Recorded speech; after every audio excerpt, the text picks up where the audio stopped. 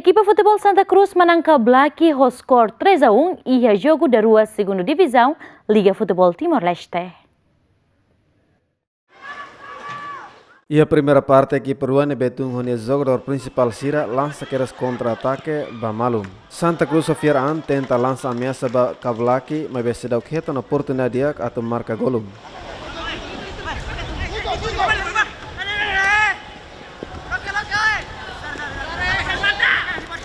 Mas que não Kablaki mos la lakon onde responde ao contra-ataque, mas a bola se vê salvo se baliza.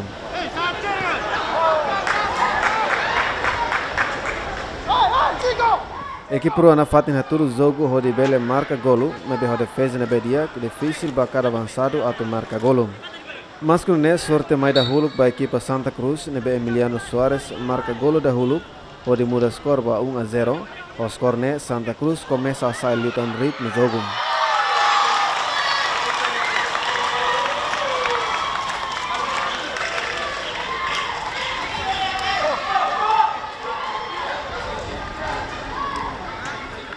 Mas bem, antes termina a primeira parte, Liusi contra-ataque ida, Kablaki retam bola canto, no Husi canto Angelito Oliveira marca golo onde muda skor ba 1-1.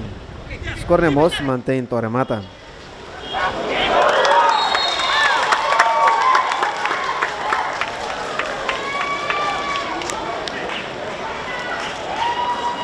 E a segunda parte, que por começa a mudança para o jogador, não sai lutando ritmo do jogo. A mudança Kablaki consegue marcar golo, mas o árbitro anula também offside.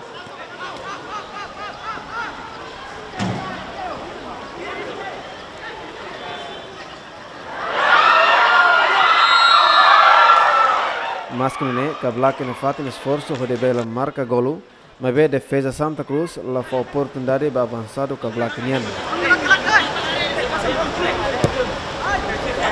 Sorte na fatem ba Santa Cruz, foi em Alexandre Corsino, marca com golo, onde muda skor ba 10-1.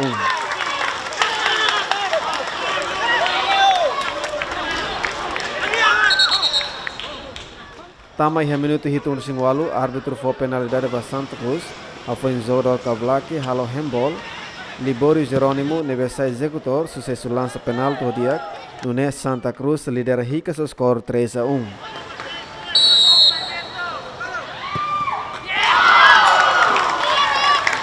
Mas que a equipa Kablaki tenta dar skor na beija, mas a mata a mudança, na equipa Santa Cruz recolhe pontos tolo e a jogo.